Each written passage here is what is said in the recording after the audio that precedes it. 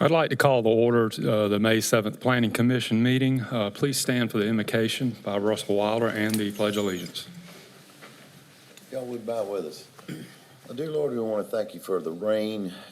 We surely needed it. Thank you for this whole beautiful community that we live in, the blessings we have living in this country, in this great state.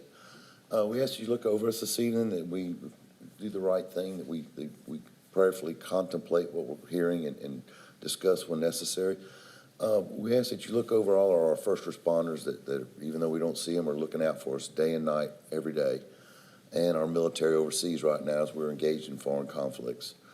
We ask that you give us all that took time to come to this meeting tonight a very safe ride back to the house this evening. All these things in Jesus' name we ask. Amen. Amen. I pledge allegiance to the flag of the United States of America and to the republic for which it stands, one nation, under God, indivisible, with liberty and justice for all.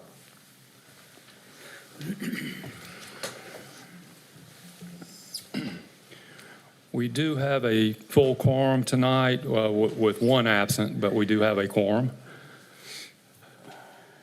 Gentlemen, you've had the opportunity to review the minutes from the previous meeting, April 16th. I need approval of those minutes. Mr. Chairman, motion to approve the minutes from the April 16th meeting. Second. I have a motion and a second. All those in favor, raise your right hand. Motion carries. And gentlemen, you've had opportunity to review the agenda for this evening. I need approval for that. Motion to approve tonight's agenda. Second. I have a motion and a second. All those in favor, raise your right hand. Motion carries. Before we begin, I'd like to take a moment to clarify that the Planning Commission is a recommending body to the Columbia County Board of Commissioners. The decisions made on rezoning and variance requests tonight will be forwarded to the Commissioners for final action on May 19th, 2026. If you wish to address the Board of Commissioners at their meeting, please see Ms. Mixon. To obtain a request to speak form, any request with a public hearing will have a minimum of 10 minutes permitted per side for the presentations of opinions, data, and evidence by proponents or opponents of a request. The applicant will be allowed to speak first, and any member of the public may speak after. Either side may cede their time during the hearing if they so desire. Getting into the debate agenda, we have new business. We have a massage operator's license, H1A1. Will? Madam Chair, this request for a massage operator's license of Balanced Body Massage LLC, 4408 Columbia Road, Suite 100. They're doing both on-premise and mobile massage services, and they meet all the requirements of the ordinance. Staff recommends approval. Thank you. Gentlemen, do I have a motion? Mr. Chairman, I make a motion to approve the massage operator's license for Balanced Body Massage LLC to provide a massage therapy at 4408 Columbia Road, Suite 105, and mobile massage services. Second. I have a motion on the floor and a second. All those in favor, raise your right hand. Motion carries. We have two final plats, H1B1 Greenpoint Phase 4. Danielle? Yes, sir. This is the final plat for Phase 4 of Greenpoint off Appling Harlem Road. This shows the location of this phase on the north side of the development. It is currently zoned planned residential development. And this section includes 62 single-family lots with a minimum lot size of 6,000 square feet and an average lot size of 8,094 square feet. The minimum setbacks are 25 feet from the right-of-way, 7.5 feet from the side property lines, and 10 feet from the rear property lines. Sidewalks and street trees will be provided on both sides of the road, and 23.2 acres of open space is included in this section. This section also includes the connection to Holcomb Road, which satisfies the zoning condition on Greenpoint for a second access at 300 lots.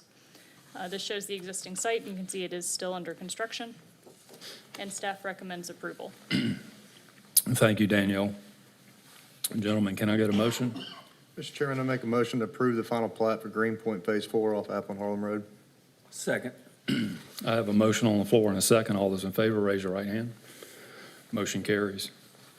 Next item, final plat, H1B2 Neptune Trail. Danielle? Yes, sir. This is a final plat for several parcels off Neptune Trail to replat the legal easements for these parcels. These properties are located off Gales Road on the north side of Cobham Road and are zoned residential agricultural. The current plat provides access to the 7 lots with no road access via 2 easements that cross parcel 1, as you see on the screen there, one along the southern property line and one roughly across the middle of the parcel. The one across the middle of the parcel is creating some issues in selling that property. The applicants originally wanted to just relocate that easement to essentially parallel the other one along the south property line. But there were concerns with kind of the feasibility of that in the long run as far as 911 access and if both driveways would actually get constructed and things of that nature. So the proposal is to actually combine those easements into one wider 60-foot easement with a requirement to develop that easement with a 20-foot wide gravel driveway. 20 foot is the minimum typically required for fire access. It is wider than what we typically require in an easement situation like this, where it is just a driveway. But that's kind of the trade-off that we're giving for allowing this one driveway access easement to serve more than 4 lots, as would normally be allowed. We're asking for a little bit wider road developed to kind of fire code standards. There is also a note on the plat that parcel 1, which is the only one that could be further subdivided under the current zoning, cannot be subdivided. So there will not be any additional lots off of this easement beyond what is shown on this plat with that condition. And with those 2 requirements, staff is recommending approval. Thank you, Danielle. Gentlemen, can I get a motion? Mr. Chairman, I make a motion to approve the final plat for Neptune Trail off of Gales Road. Second. I have a motion and a second. All those in favor, raise your right hand. Motion carries. Getting into the public hearing, H1C1, VA 26-05-01. Danielle? Yes, sir. This is a request for a variance to building setbacks at 417 Hastings Place. This shows the location of the property in the Cambridge subdivision off Stevens Creek Road, and it is currently zoned R3 Single Family Residential, as are all of the surrounding properties. This shows an aerial of the site. You can see on the site, on the south side of the property, the pre-existing carport structure. You can see on the left-hand side of this picture as well, the existing site photo where that structure has been extended closer towards the road. So essentially, what we are dealing with is this carport or awning on the south side of the house. It is constructed to 1 foot from the property line. The required building setbacks in this zoning district are 10 feet. The original portion of this carport has been in place since 1995. That is far enough back that the county does not retain permit records for it, so we cannot determine if it was constructed with incorrectly issued permits or without permits at all. We simply don't have the records to determine that. It was extended earlier this year, and there was a complaint submitted to code enforcement that triggered submittal of a building permit, which could not be approved since the structure is within that side setback, and ultimately led to this variance request. So these are photos from the site visit by code enforcement in February that show the awning under construction, and then the existing site with the finished structure. So the issue here is that, the structure has been built without approved building permits and within the side setback.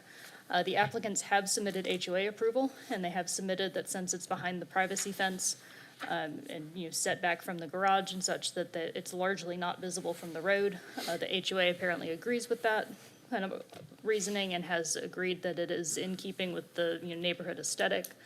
So from that side, we're probably less concerned with the impact on the neighborhood in this case with the HOA approval. But setbacks do exist for a reason, to limit impact on adjacent properties. And obviously this case has come before us due to complaints from the adjacent property owner. So that does indicate some potential for negative impacts to that adjacent property. And with the structure having been built without permits and within the setback, we are recommending that the portion of the structure that was added this year be removed, and just the original portion that's been in place for about 30 years be allowed to remain.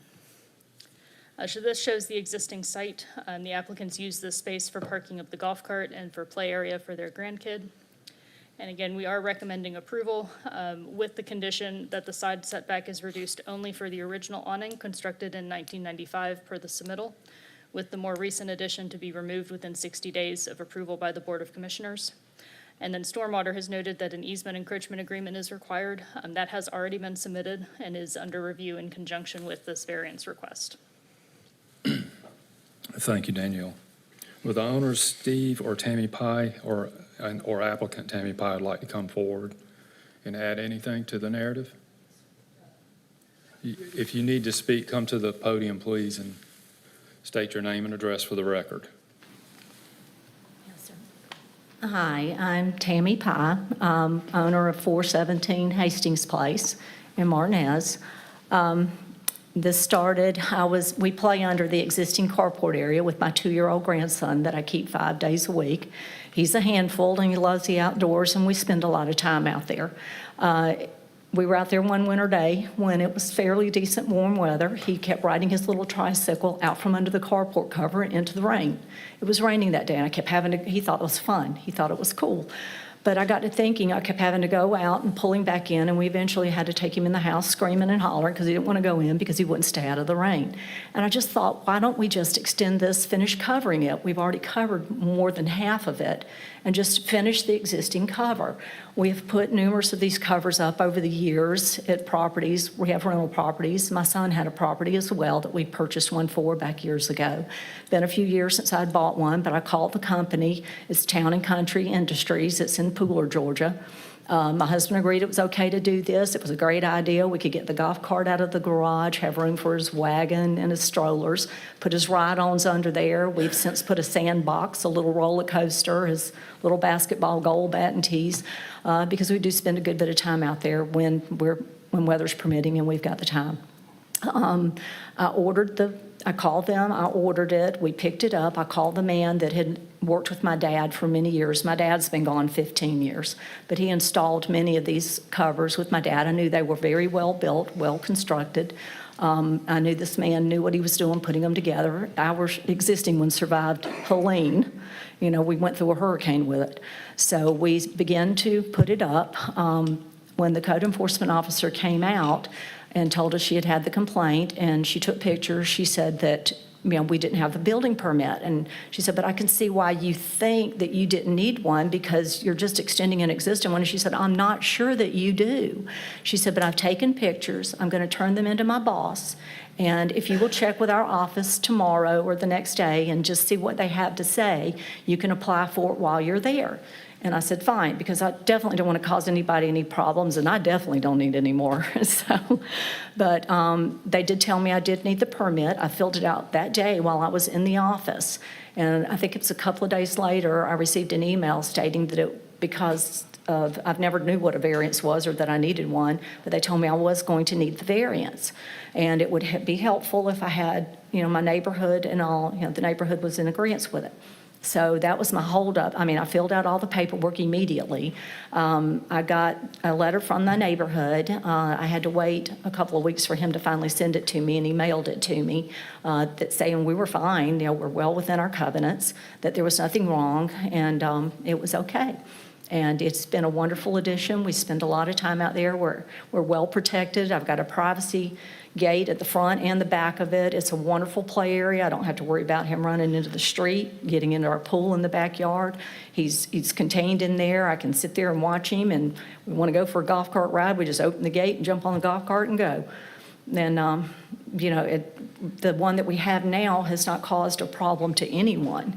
And this is the exact same thing that is there. It's complete with a gutter system that drains down to our driveway. I had submitted a picture that shows the gutter. And so there's not, all the runoff we get is from the property above us. We get that constantly. We've dealt with that ever since we've lived there. We moved in 92. But like I said, it's the exact same as what's there. It's just a smaller version of it extended forward. So, Okay, we have any questions? Thank you. Thank you. Any other member of the audience would like to speak in favor? Anyone would like to speak against? Oh, come forward, please.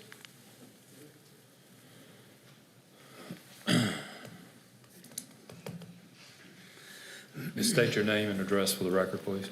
Thank you. Joe Mitchell, I live 418 Hastings Place, across the street and down a lot. The lots don't exactly line up.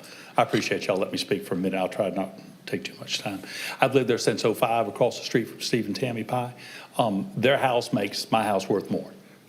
Their house is in excellent condition.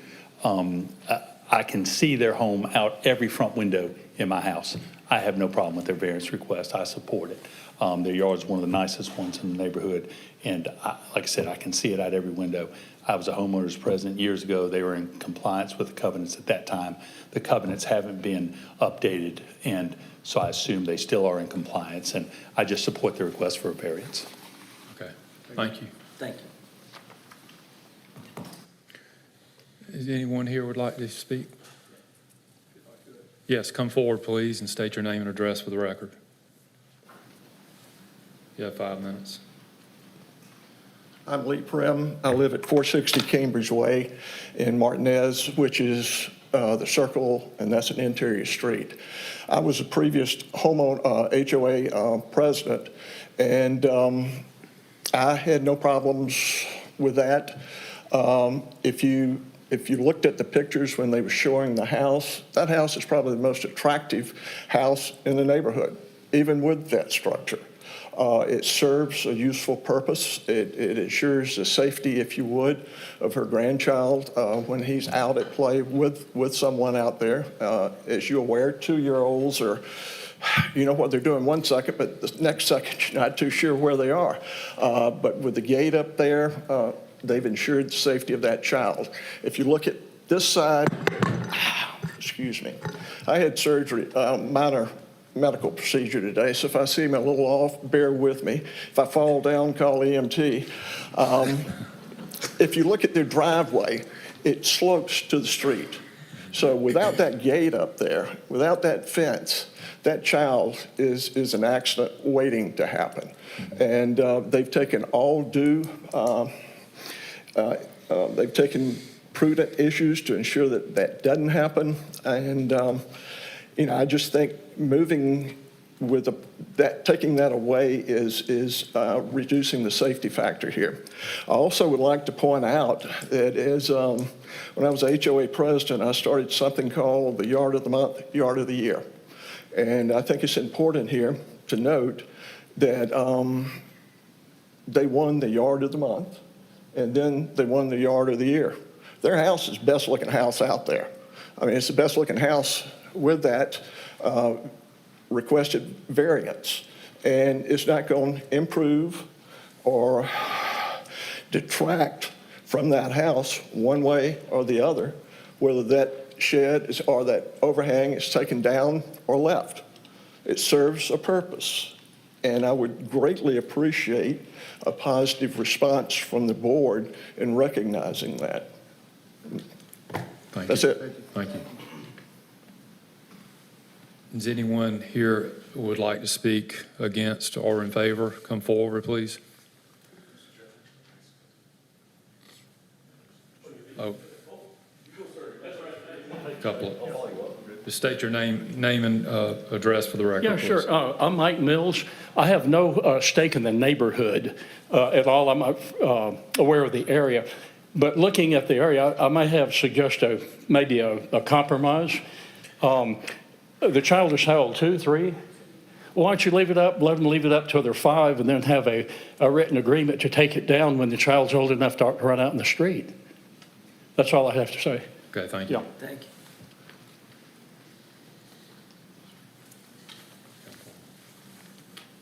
Thank you, Mr. Councilmember. Mr. Councilman, I'm sorry. My first time addressing anyone like this before. State your name and address for the record. My name is David Wordinger. I'm the adjacent property owner at 415 Hastings Place, Martinez, Georgia. Mr. Chairman, before I begin my testimony, I provided the clerk with a formal note. I'm recording these proceedings to ensure verbatim transcript is made for judicial review potentially in the future. I ask that this notice in my evidence packet be formally entered into the case. File, please. Mr. Chairman, I am the adjacent neighbor at 415 Hastings Place. Please let the record reflect in recording this case. The staff report confirms that denying this variance would not deprive the applicant of any reasonable use of their property, and I'm quoting the staff.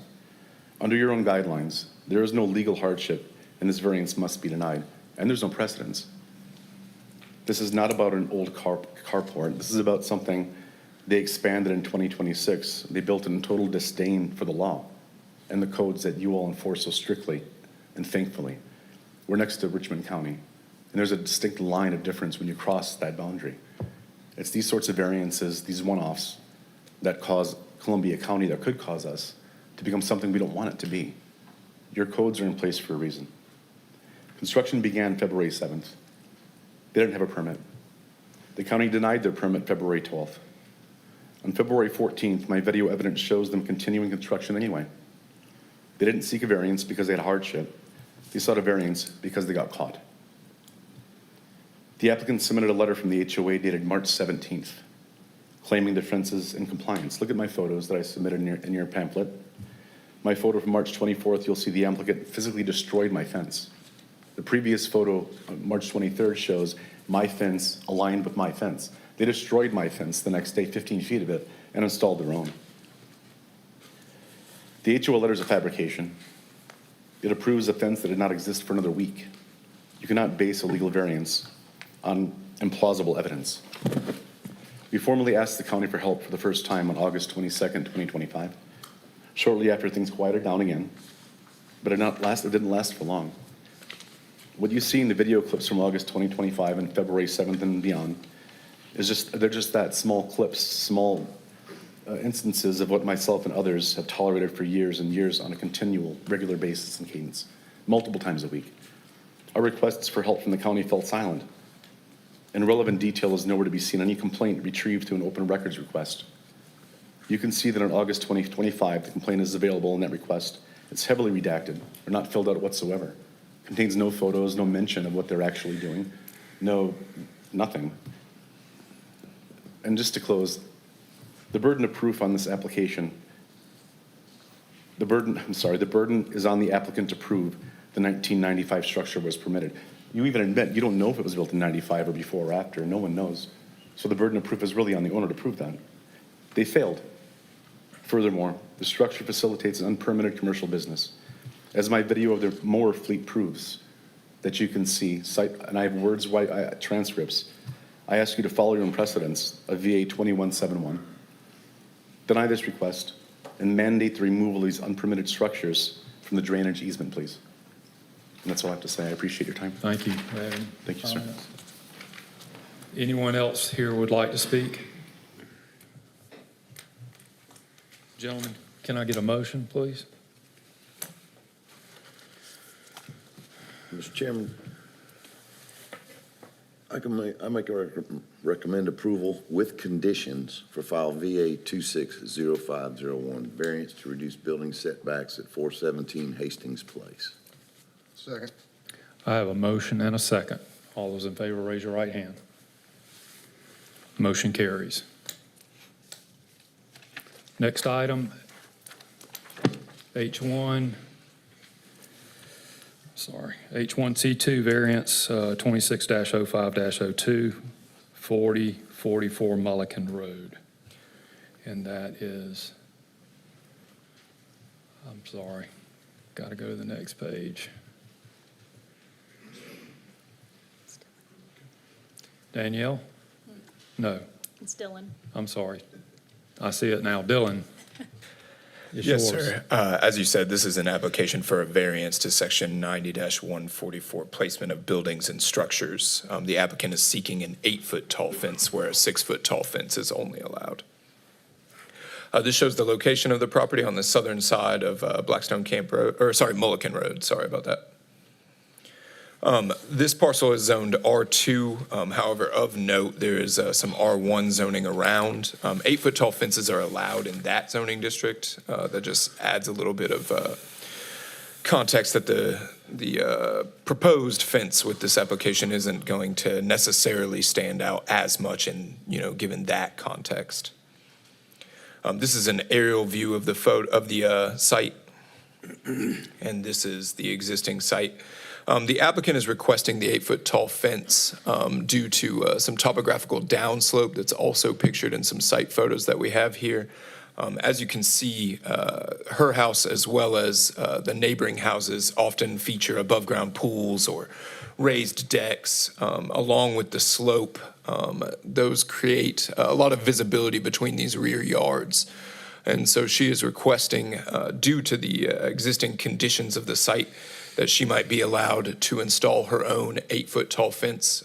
She does not intend to touch or alter in any way her neighbor's existing 6-foot fence, and so she is simply proposing to install her own 8-foot tall fence. Given the topographical issues, the county is comfortable with this request and recommending approval. Thank you, Dylan. Would the owner or applicant, Cindy Ibram, like to come forward and add anything? Okay, thank you. Any other member would like to come forward and speak in favor or against? Gentlemen, can I get a motion? Mr. Chairman, I make a motion to recommend approval of file VA 260502, variance to allow 8-foot fence at 404 Mulliken Road. Second. I have a motion and a second. All those in favor, raise your right hand. Motion carries. Next item, H1C3. This is RZ 26-05-01, a rezoning from RA to PUD. And this is Danielle. Yes, sir. This is a kind of multi-part request. It includes a rezoning of 2 parcels from residential agricultural to planned residential development, as well as revisions to the existing PRD for Tillery Park. So the primary parcels involved for the rezoning piece are kind of these 2 to the south, and then Tillery Park is to the north of those, and we do have some revisions there as well.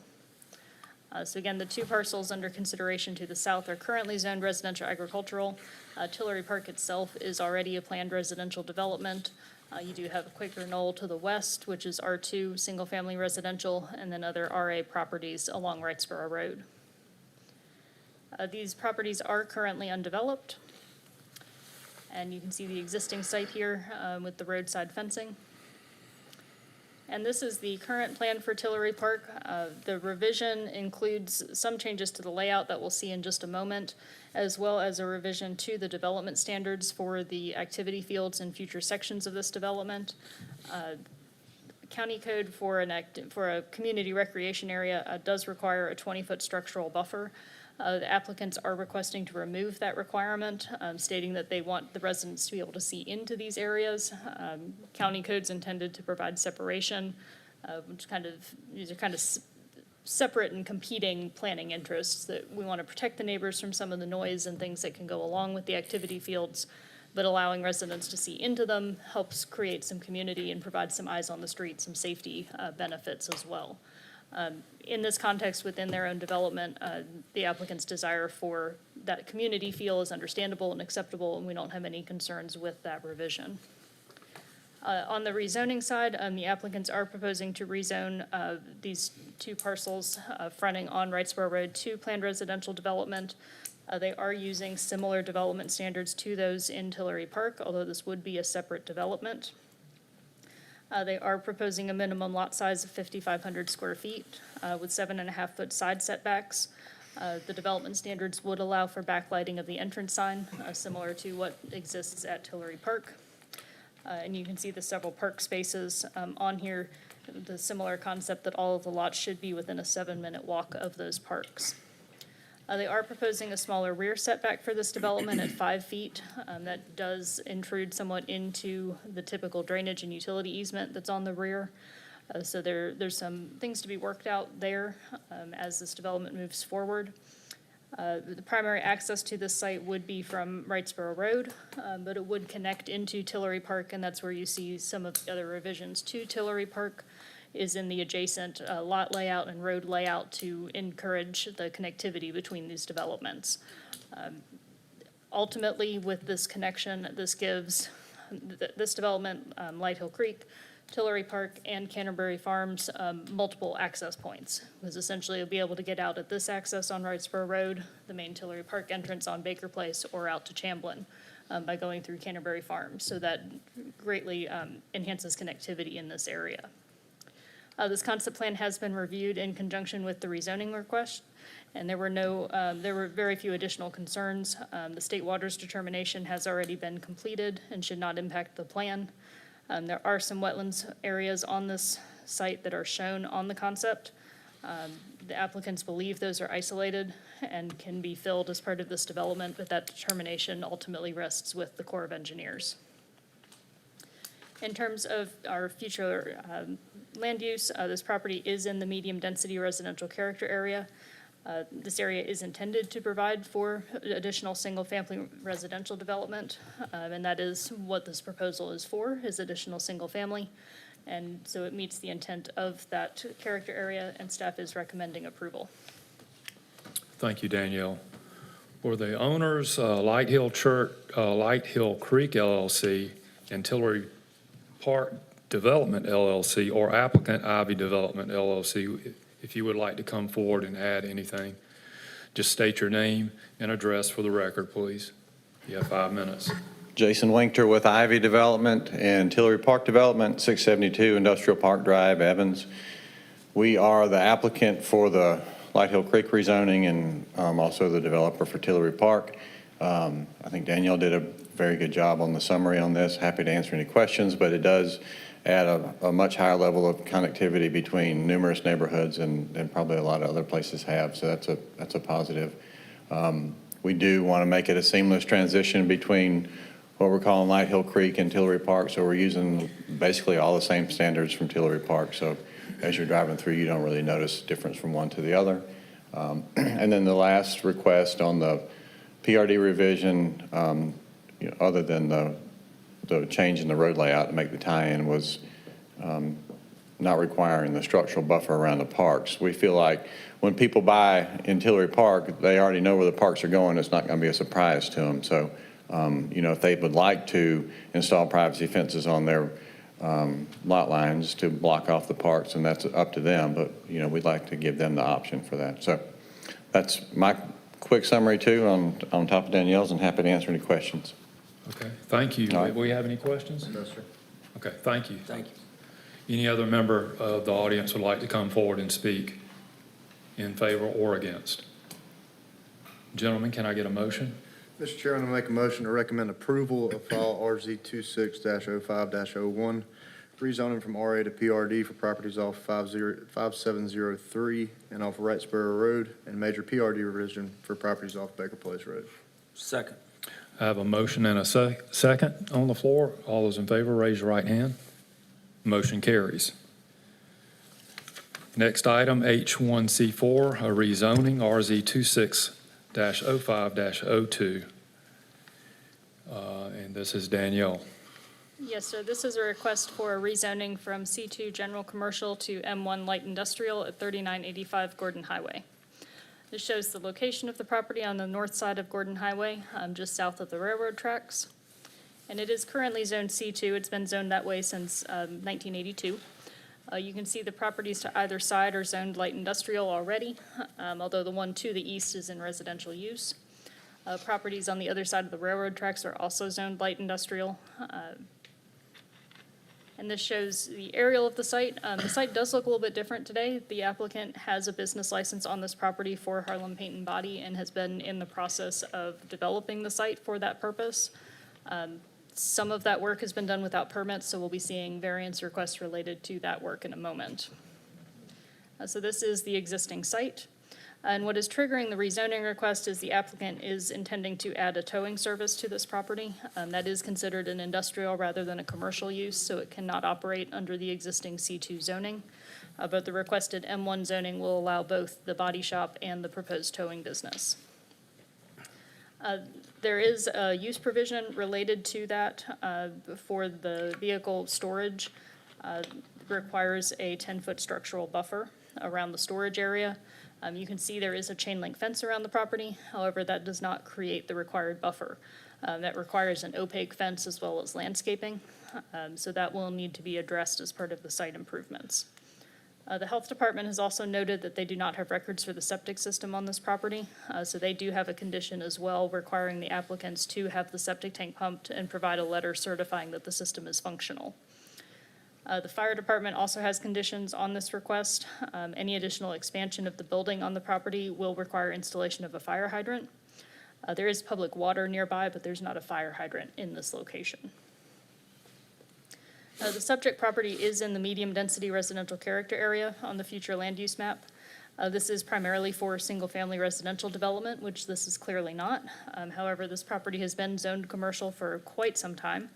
And the M1 zoning is in keeping with the adjacent parcel zoning pattern, even though it's not the current use of those properties at this time. With installation of the buffer, that should ensure the site remains compatible with the neighbors. So staff is recommending approval with those conditions from the fire department that any future building additions will require addition of a fire hydrant. From the health department requiring that the septic system be pumped and that they provide the health department with a letter stating that the tank is intact. And an additional condition that they cannot park or drive over the existing septic tank and drain lines. And then from our department, the requirement for the 10-foot structural buffer to be installed along the eastern property line prior to renewal of the business license for 2027. Thank you, Danielle. The owners, Stephen or Jennifer Jankus, would like to come forward and add anything? Okay. We have any questions? Any other member would like to speak on behalf of this? Gentlemen, can I get a motion? Mr. Chairman, I make a motion to recommend approval with conditions to file RZ 260502, rezoning from C2 to M1 at 3985 Gordon Highway. Second. I have a motion and a second on the floor. All those in favor, raise your right hand. Motion carries.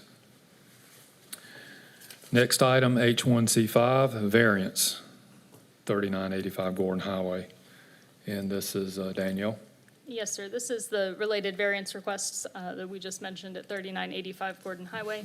This is variances to multiple sections, including building setbacks, parking, and placement of buildings and structures. Again, we're looking at the same property on the north side of Gordon Highway, and it is currently still zoned C2, general commercial. Of note, these variance requests are not related to whether or not the rezoning is approved. They would be required whether this property stays C2 or is rezoned to M1. This shows the previous aerial of the site prior to the work that has been done. And the general concept plan shows what has been completed on the property so far. There has been a front porch addition added to the front of the building. That brings the building 8 feet closer to Gordon Highway. That does bring it a couple feet into the building setback. It's a small enough intrusion, it could have been done with a minor waiver, but since we were already processing variances, we have folded that setback request in with the other variances. It is a minor intrusion, not likely to create any safety concerns, and there's no particular concerns with allowing that minor setback reduction. You can also see that there's a significant area of gravel parking that's been added. That includes both customer parking in front of the building as well as storage behind the building. That is all surrounded by a chain link fence. It is 6 feet across the front, but it is 10 feet around the sides. For county code for commercial properties, that fence is allowed to be 8 feet tall with up to 2 feet of barbed wire. So effectively a 10-foot height, but it's usually split between the fence itself and a barbed wire addition. In this case, they've already done the 10-foot chain link fence, and in some respects, that's a little less industrial looking than adding barbed wire on top. So we're okay with letting them keep that 10-foot fence as well, with the condition that if anything happens to it, they replace it with a compliant fence. In regards to the gravel parking, this is a fairly common variance request, but not necessarily one that is often approved. Particularly in the case of customer parking, gravel parking is typically not allowed by the county. However, this is an industrial use, and they do need a significant amount of storage, and they're in a fairly rural area. So use of gravel for the storage area is probably acceptable with sufficient screening. So we do have a proposed condition to require additional landscaping in front of the fence across the storage area, and also to require paving of the customer parking to kind of keep up with the county's goals of enhancing commercial properties. This shows the existing fence that we would be allowing to remain. That is the 10-foot chain link fence. This shows the customer parking in front of the building, which would need to be paved per the current proposed conditions. And then the gravel storage area at the back, which again, with the current proposed conditions, could remain with additional landscaping in front of that 6-foot chain link fence you see on the kind of the left side of the picture. So again, we are dealing with multiple variances to reduce the front setback for the existing porch, to allow gravel parking, and to allow the 10-foot tall fence. And we are recommending approval with several conditions. The fire department reiterated that any future building additions will require the addition of a fire hydrant. And then from our department, that the customer parking in front of the building must be paved, and the parking lot landscaping and landscape strip along Gordon Highway installed prior to the end of the calendar year. And then the landscape plan shall additionally include evergreen shrubs in front of the storage area fence to provide screening for the storage area. And then also the condition that the 10-foot tall fence may remain. However, no additional barbed wire can be added to the top. And if it is damaged or replaced, it must be replaced with a fence complying with county code. Stormwater management also has a condition regarding the gravel parking. If it is allowed to remain, they will need to do a stormwater analysis. That would also be part of the site plan. If these conditions hold and they are required to pave the customer parking, they would get a stormwater report as part of that site plan as well. So kind of regardless, they're going to have to get an engineer involved on how to handle stormwater on this site.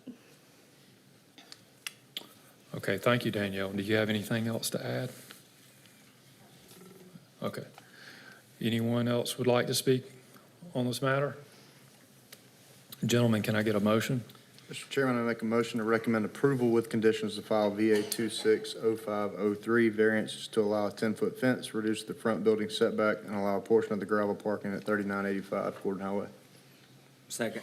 I have a motion on the floor and a second. All those in favor, raise your right hand. Motion carries.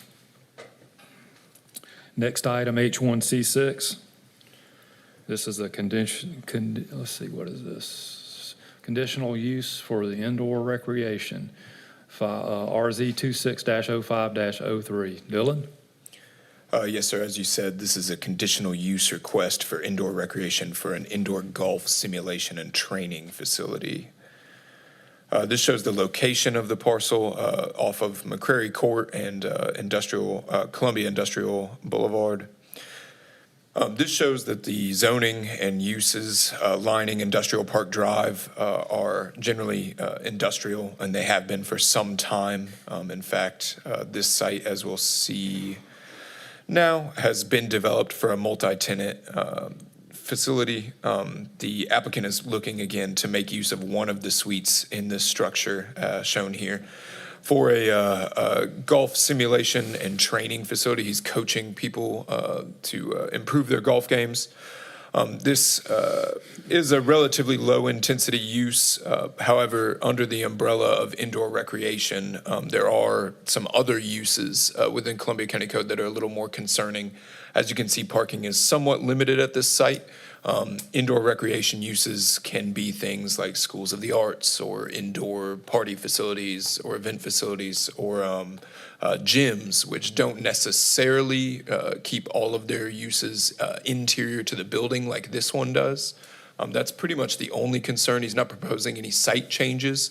And so staff is proposing a condition limiting the indoor recreation approval for that range of uses to one suite within the structure so that those other differing uses from the one requested with this application don't populate the other suites within this building and cause issues like excess noise to the area or the other tenants within the building or excess parking to spill over onto the street.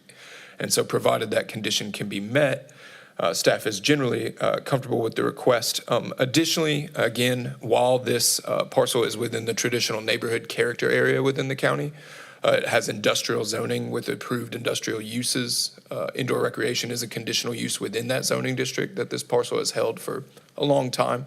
They're not proposing a zoning change. They're just proposing adding a fully interior use to the site. And so staff is still comfortable, provided that differentiation with the character area. Thank you, Dylan. Will the owner, MBH Holdings Incorporated, or applicant Gary Crisson, would like to come forward and add anything? And come to the podium, state your name and address for the record, please. Thank you. I'm Gary Cresson, 1149 Sumter Landing Circle in Evans. I am the person in use of this facility. I am a golf coach. I work with a lot of high-level players. I work with people one-on-one. This space provides 2 parking spots in front of the suite. That's all I need. I can park and excess parking my own vehicle, so parking is really not an issue. The usage of recreation, I would say, I feel like I'm more of a school, that I'm training high-level athletes and aspiring juniors and college players, amateurs. So this facility has been a very good fit for what I'm looking for. There will be no outdoor use. It's all indoor, and it's a quiet space for the light industrial. So if you guys have any questions, I'm happy to answer them.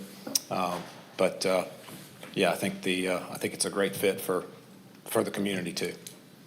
All right, we have any questions? Thank you, appreciate that. Thank you. Any other member tonight would like to speak concerning this matter? Gentlemen, can I get a motion? Mr. Chairman, I make a motion to recommend approval with condition of file RZ 260503, conditional use for indoor recreation at 3001 McCrary Court. Second. I have a motion and a second. All those in favor, raise your right hand. Motion carries. Next item, H1C7. This is rezoning RZ 26-05-04. And this is Will. Thank you, Mr. Chair. It's a request for rezoning on property that's located off Baker Place Road, but not really. It's actually located off Dublin Loop, about 54.8 acres. The request is to rezone to PRD for proposed single-family residential development. This location of the property, again, accessed off of Dublin Loop in the back of the Clarey subdivision. Existing zoning is currently zoned RA. I will be talking about the property to the west coming up next for an expansion of the quarry.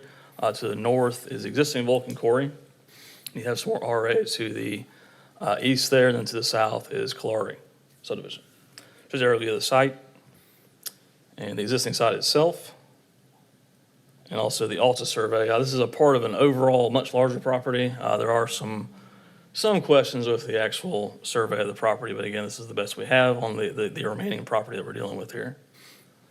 So the overall concept is for a development that is separate from Clarey. It is accessed off of Dublin Loop. This is a public road, and it is a separate development. It is not part of their development, not part of their HOA, nothing like that. I want to be really clear about that. It's basically 75 lots. They're very similar to Clarey, like we saw earlier with Light Hill Creek, excuse me. The intention is to have it look like the rest of Clarey in some respects. Lot size are about 8,400 square foot is the minimum lot size. Building setbacks 20 feet from the front, 10 feet on the sides, 20 feet on the back.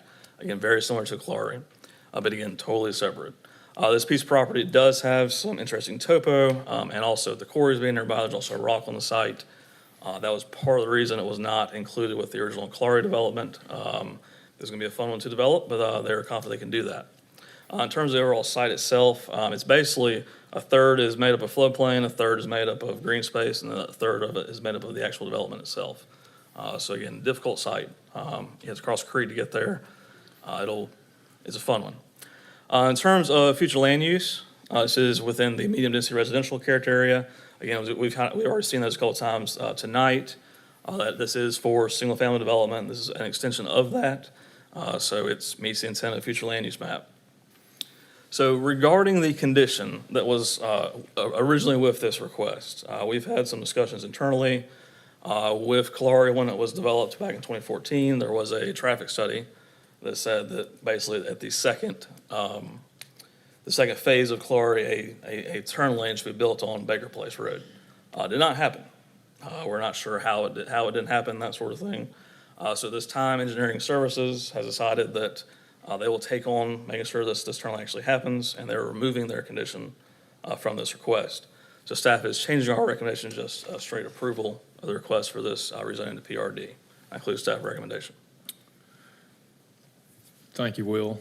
Would the owners, John Blanchard, John Coleman, or any member of the Pollard Land Company Incorporated, or applicant Bert Pollard, if you would like to come forward and add anything that Will has.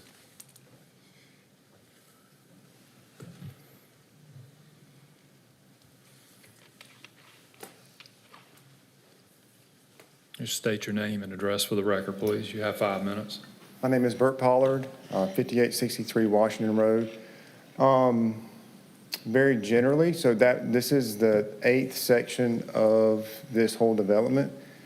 It was not developed by the previous developer, so I'm the landowner. And so we've taken care, like Will said, to make sure that that is very similar to what is there. And any questions y'all have, I can try to answer.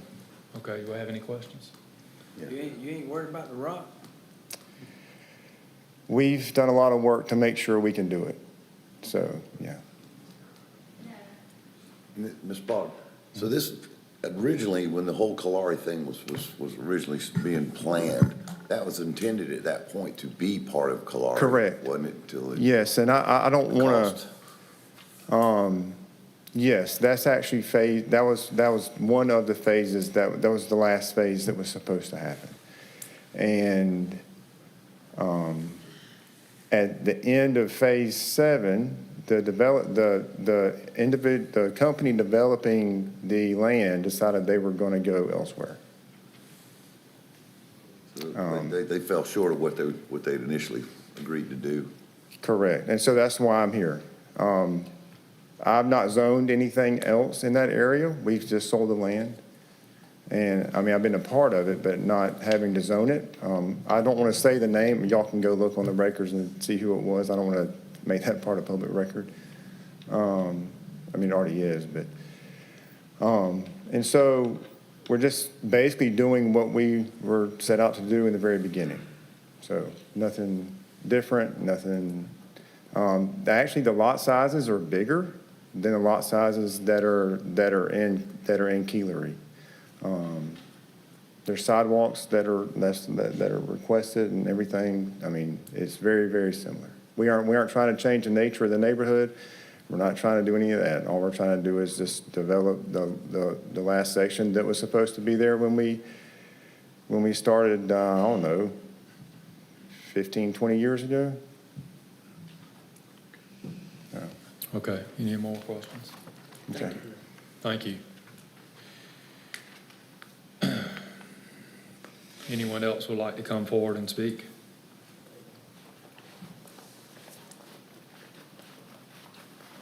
Just state your name and address for the record, please. Yeah, of course. Ashley Keller. I live in Grovetown. I live in Kalari, so thank you for the opportunity to speak here today. Prior to this meeting, I sent Mr. Butler, and he provided that he received it, so it should be included in your packet, a petition from the members of the Kalari community that contained over 200 signatures. Also want to put into record that this is the actual petition, and we're now at 234 signatures. Will was very helpful in answering a lot of my questions, so thank you very much. I want to make clear about the petition. We didn't advertise that or broadcast that or put that anywhere else out into the community. We wanted to make sure that that really represented the voices of the community that this will impact, which is Kalari community members. So that was strictly just Kalari community members who feel like they want their voices heard and they don't approve of this concept plan that's being proposed here.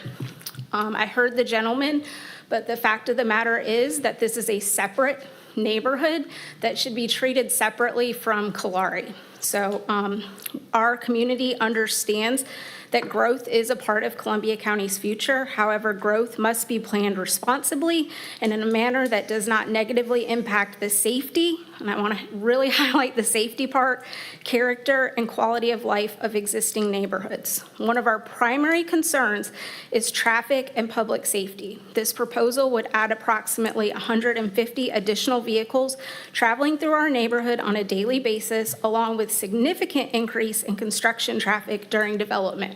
I don't know if any of you have been to this actual site, but Dublin Loop is a huge hill with a ton of blind spots. So think about children playing outside in the streets, or you're walking your dog, and then there's these massive construction sites, trucks, going in and out.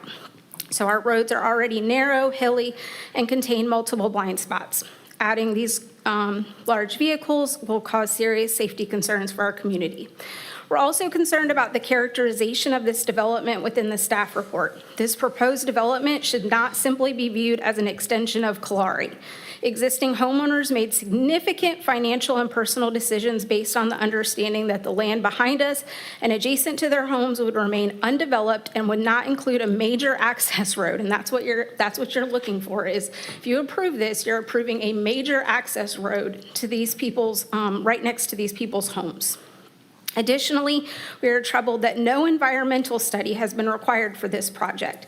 The presence of protected wetlands in the area should warrant careful environmental review before any approval is considered. Protecting these natural resources should be a priority for the county and future generations. So we respectfully request that the commission deny this rezoning request as currently proposed and require the developer to identify an alternative access point, that does not route traffic through an established residential neighborhood. The residents of this county are not opposed to progress.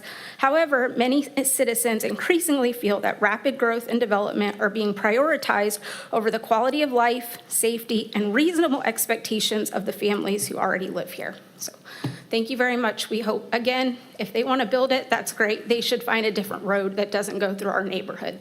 So, thank you. Thank you. Does anyone else who would like to come forward, please step up to the podium, state your name and address for the record, please.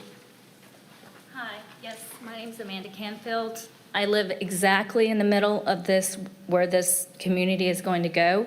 Two houses down for where the bridge will go over the creek.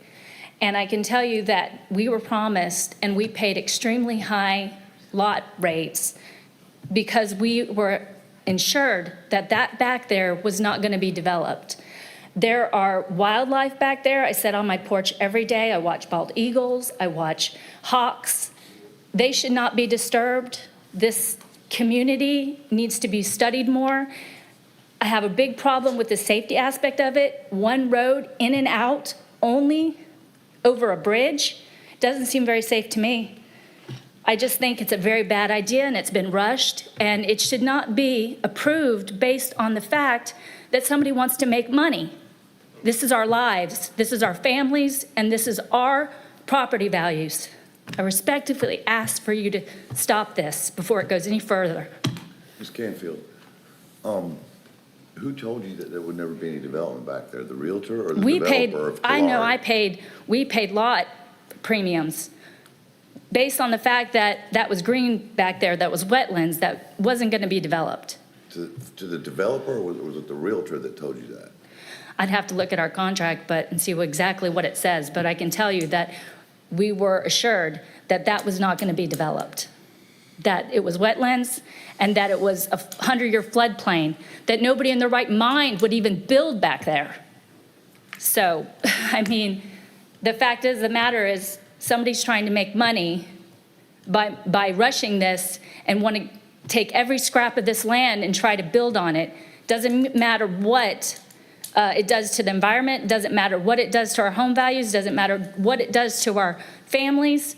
We have been through years of construction being promised that this is the last phase of Kalari, that when this was over, the dust, the noise, the constant rattling of our houses, of major equipment going down our streets was going to be over. And now they're going to tell us we're going to look for another 2-3 years of this. It's absolutely insane, and it should be stopped. Thank you. Thank you. Any other person would like to come forward? Evening. State your name and address for the record, please. David Norwood, 207 Dublin Loop. A year and 4 months ago, my wife and I relocated from Indianapolis, Indiana. Our house sits right on the edge of where they're proposing a bridge to go through. My bedroom sits on the side of where this bridge is proposed. I don't have a problem with anybody making money. I worked for the Treasury Department for over 40 years. Okay? Where's the gentleman there? God bless you, okay? However, if this is approved, I want some kind of structure on the side of that bridge where I will not hear traffic at all. I think I deserve that. You need to think about that. You put yourself in my place, okay? Everything that Mrs. Canfield just shared with you is true, okay? But now here we are because some of us didn't get accurate information. Do you hear what I'm saying? Yes, sir. I love it here. I came here for a reason. I like the way people treat me here versus where I came from. Please, think about it. Thank you. Thank you. Any other person would like to come forward? Hi, my name's William Hess. I'm at 236 Dublin Loop in Grovetown. I like David, he's my neighbor. I find it interesting that your paper describes this as something off Baker Place. Should be off Baker Place. I don't see Dublin Loop anywhere on this paper. I talked to Danielle earlier today. Thank you, Danielle, for the information you gave us. I understand the zoning is changing 2.5 acre parcels to regular residential, which is about 1/4 acre.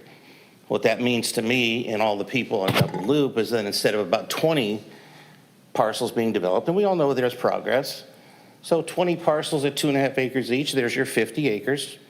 Now you're talking about 8,000 square foot pieces of land, that's less than 1/4 acre. That's gonna be 200 plus homes. 200 homes, 1.5 cars per house, that's 300 cars after all the construction's done. Dublin Loop is a narrow road. Like I said, I've lived there only 6 months. The people that I walk my dog every night, we're all in the same boat. We don't want this thing going through. I understand progress has to happen, but this is baloney. You know, I don't want to start cursing. Like I said, I want to keep it professional. I've been in finance for 40 years. I retired 6 months ago. I too came out here to Georgia. My daughter moved here about 1.5 years ago. We came out on vacation this summer, fell in love with that neighborhood. Beasley Homes is the developer that's been in this area for 40 plus years.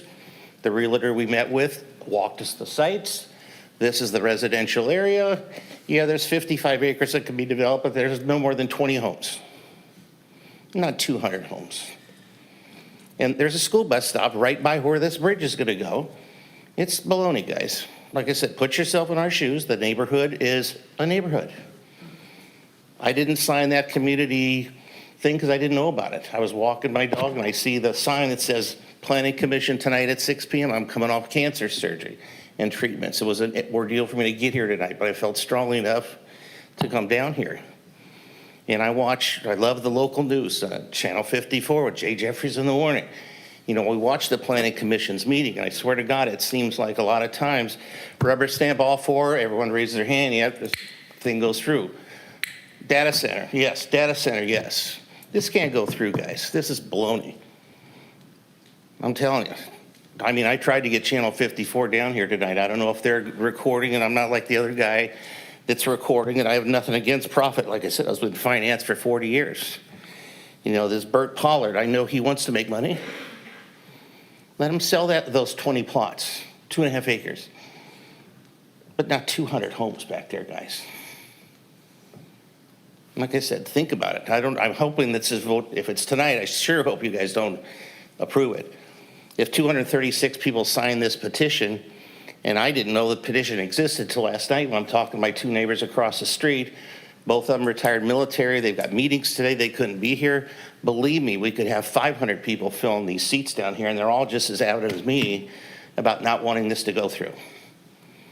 So like I said, I don't want to take more than my 5 minutes, but please think, don't push this thing through, because once you do, we all know, there's no going back.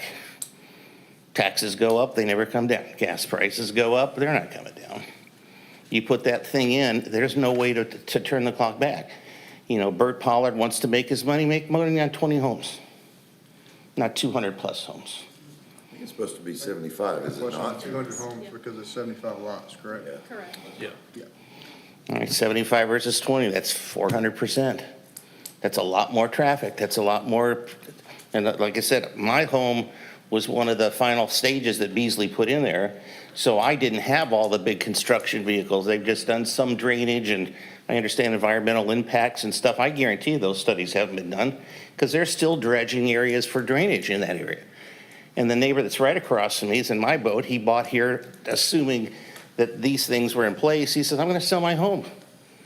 I mean, you talk about quality of life. People are retiring to this area, like David. I met him. His poor wife, Charlene, was our HOA treasurer. She just passed away. She'd be rolling over in her grave if she heard this bullshit. Pardon my language. I mean, guys, you need to really think about this. That's all I have to say. Thank you. Thank you. Will, do we have any idea of how many homes are currently in, I'm sorry, what was the question? how many homes are currently in this development? I don't. I said at least 500. So 500, okay. 550. Okay, state your name and address. Mr. Chairman, good evening, everybody. My name is Heather Armstrong, and I am a proud owner in Kellery myself. I've been there since 2020. And I just kind of, everything that my neighbors have said, I completely concur, and I feel the very same way. We are not on board with the new development that they're proposing. It's the noise issue, it's the rumbling of the big trucks all over our neighborhood issue. And, so I'm not going to, I'm not going to repeat everything that my neighbor said. What I do want to say, though, I want to speak to the charm and character of our neighborhood. We have families that walk our sidewalks, and we have kids that are out in the, yards playing, and, we don't want to compromise that type of character and charm in our neighborhood. I have a teenage daughter. She's out in the neighborhood. We have a pool. We have all these amenities, and we have a beautiful, charming neighborhood.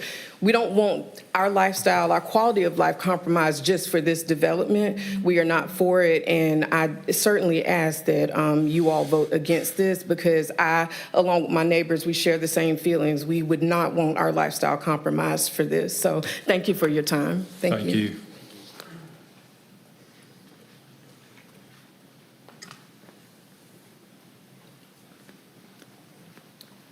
Hi, my name is Gail Lacerno. I live at 211 Dublin Loop. So James and Ms. Canfield are my neighbors. The three of us are the three houses that are directly next to where this new road is going to go in. My backyard is where I'll be looking at all of this new development. I bought this property. I chose this particular house because it sat on this side of the property with the wetlands and all of the trees behind me. It's all natural. It's very quiet, other than perhaps some quarry noise, but that's another issue. As everybody has already mentioned, I have big concerns about this new development, what's going to happen when all of those trees come out, what's going to happen to the wetlands in between and storm drainage, the traffic for the construction and all of that coming in and out. The only entrance being right there, 2 houses down from me, that goes through a traffic circle and then out to Baker Place Road, where there is no left turn lane, there's no traffic light. All of this coming in and out, where as it is now, at times, school buses have trouble getting down the streets if cars are parked in front of the house. I don't know how all of this is going to happen. I don't think Baker Place can handle all of this new traffic. I have had occasions where when I'm trying to exit my neighborhood, turn left onto Baker Place to get out, and end up waiting 5 minutes or more as the traffic goes by, because there's no street lights, there's no turn lanes to try to get out of the neighborhood. Increasing that for construction traffic, plus 75 additional houses, count 150 additional cars coming in and out every day at various times, is just going to be, it's going to make it crazy. So I am totally against this approval of this project. And I have severe concerns about this happening at the same time as the proposed quarry changes. What kind of environmental impact is that going to have? Thank you. Thank you.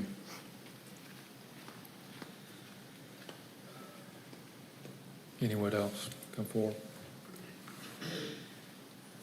Good evening, gentlemen. My name is Edward Williams. I live at 1827 Mallow Street, that's right there in the development.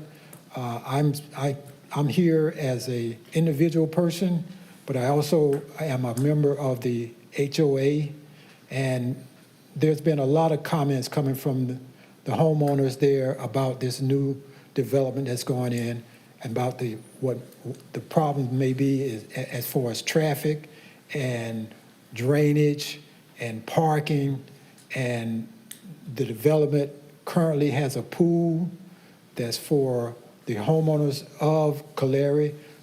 We suspect that somebody will eventually try to use our facility as a result of this being so close to us in the back there.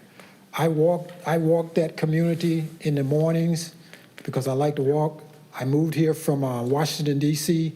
3 years ago, and the walking has brought me to the weight I am now. I'm looking slim and trim just by walking that neighborhood, okay?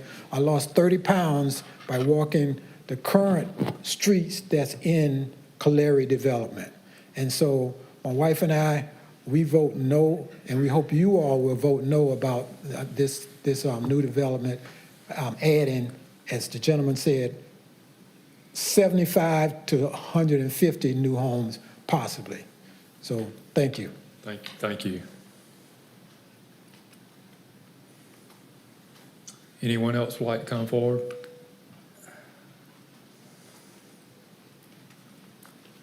Yeah, thank you, I appreciate it. I'll probably need just a few minutes, but I don't think it'll be very long. Name and address for the record, please. That's Mike Mills. I Okay. came up before. Okay, yes, you have 5 minutes. Yeah, I wanted, my name's, like I said, Mike Mills. We had moved here to be close to grandchildren about a year and a half ago. We have a new home in Clark subdivision built by Bill Beasley. We're really enjoying it there. After a lot of observation study, I'd like to suggest maybe a third option on this. I tend to be an idealistic dogmatist by nature, but I'll go ahead and present this anyway. I'd like to keep the PUD. I didn't realize it was originally zoned PUD for the purpose of developing a town center type of possible development in West Grovetown. I think Mr. Blanchard would make as much or more money, and that's the case. Let me briefly suggest why I think it's appropriate. There's three main reasons, and I presented this at the county commissioners meeting about a year ago. Currently, there's maybe, with the new developments, over 3,500 houses in 4 contiguous neighborhoods in that area off Baker Place roads. There's absolutely no shopping venues, coffee houses, restaurants, or any venues where people can socialize, talk politics, get together or talk. Absolutely nothing. I think there's none of the sort of things that people really want in a modern type city, what they expect. It's basically turned into a pure commuter community. I think another concern is there's just excessively large areas that are single-use planned. Current planning zoning concepts for town centers exist in the form of a PUD, but they're not adequately utilized to accommodate this. And they're certainly not aggressively pursued with intentional planning. I come from Lafayette, Louisiana, and where I moved, we had a development, River Ranch, that required the changing or the variation of dozens of zoning restrictions, but it's also become one of the country's most successful town centers in the country. It provides recreation, meeting spaces, upscaled mixed housing, and small service businesses. Third is the overload of traffic and current developmental errors that I think will be exacerbated. The current zoned residential area, I think, is just too big. I've seen the map. More imperative needs are not and will not be met if this particular thing goes through. There's bigger developments now. This isn't the end of the world, but we're running out of space to do this kind of thing and to meet these kind of needs, okay? Additional residential additions will overload traffic. I think they'll affect house prices. More importantly, it's going to preclude future mixed-use development and traffic flow. 3 current examples, I think, of errors and a bad situation that will be exacerbated is the 2-lane bridge over I-20. It already services increasing vehicle count. So that's the one road that needs to be really safe, but it doesn't even have a shoulder on it, and we're going to have more traffic on there. Number 2, a single inadequate exit entrance at the high school bottlenecks traffic. I think everyone knows that. Number 3, the placement of the Tillery Park extension adjacent to I-20 on its northern edge it'll preclude any needed future service road along I-20. I can't believe that. I don't understand why the federal government or the county government doesn't get involved in that. I thought that was a requirement by an interstate.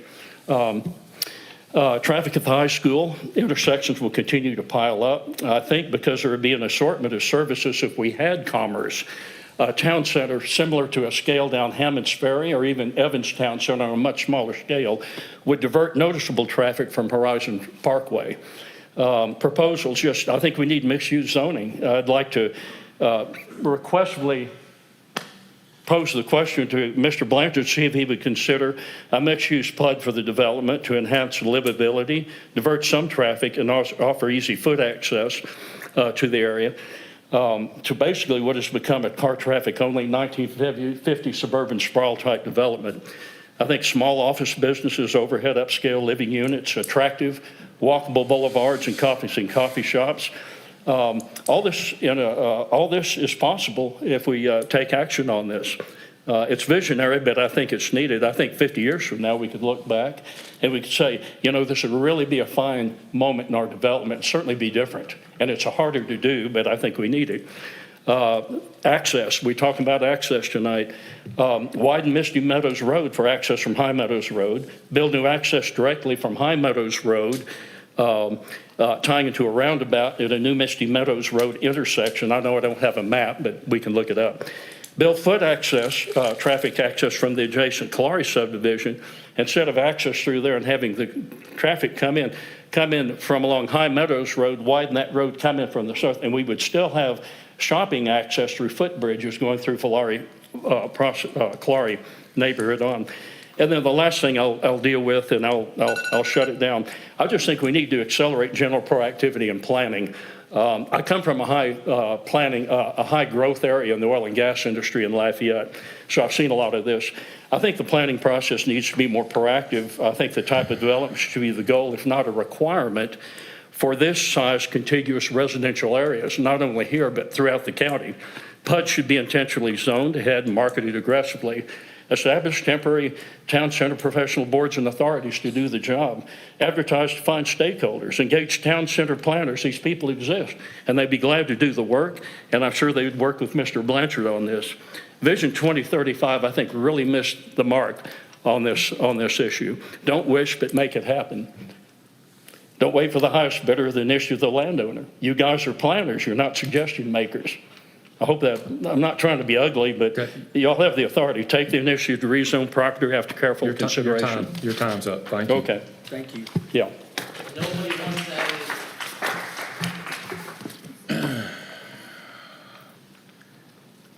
Anyone else would like to come forward and speak?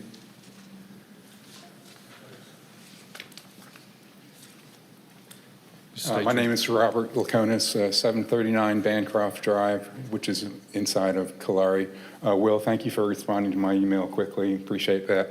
My biggest concern is the level of service that's going to happen to Baker Place, given all the other developments that's going on there.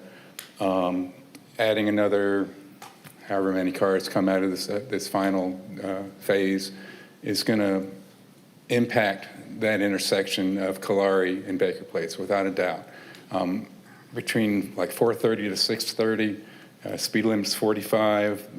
If you go looking to your left, if you're trying to exit Kalari, there's a deceleration lane that when there's a car in that, it blocks the visibility to the left. There's also a slight grade change, so you got kind of a blind curve happening on that way. Same thing coming from the right. There's a curve that comes in and feeds in. We don't have that left turn lane. I don't know if that's a good idea, because this evening someone stopped to make a left turn. Person in front of me came out of Kalari and then got trapped behind them, and they were blocking the oncoming traffic from the left. So think about that. But I'm not a traffic engineer. I'm a retired architect. So this level of service, I think, really needs to be looked at before anything is approved, because it's dicey out there during the high commute times, and y'all have one of the longest school zones I've ever seen without sidewalks. Y'all need to do something about that. Thank you. Thank you. Anyone else? Gentlemen, can I get a motion? Mr. Chairman, I make a motion to recommend approval of file RZ 260504 rezoning from RA to PUD to PRD or for property off Baker Place Road. Second. I have a motion and a second. All those in favor, raise your right hand. Oppose. Passes 3-1. Next item.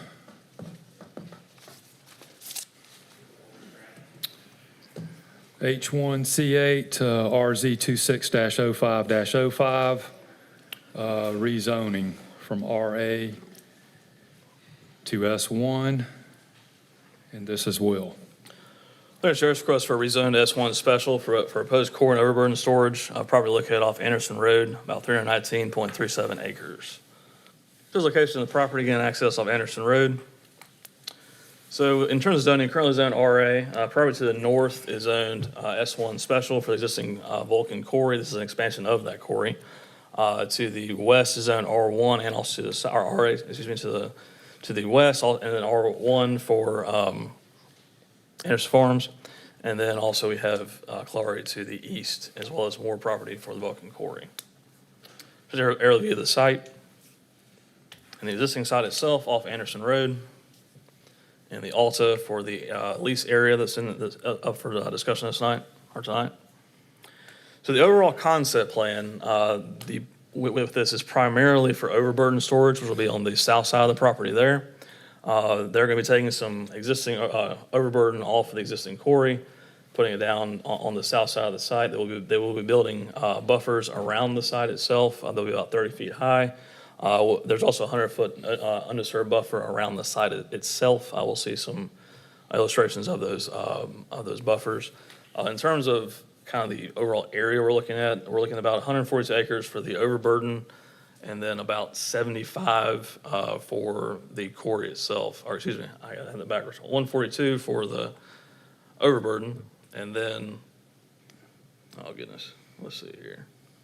The remainder of it will be for the quarry. Excuse me.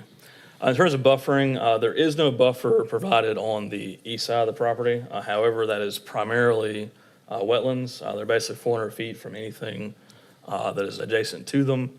The other thing too, the quarry side of this will not be in operation, they're saying, for 10 to 15 years.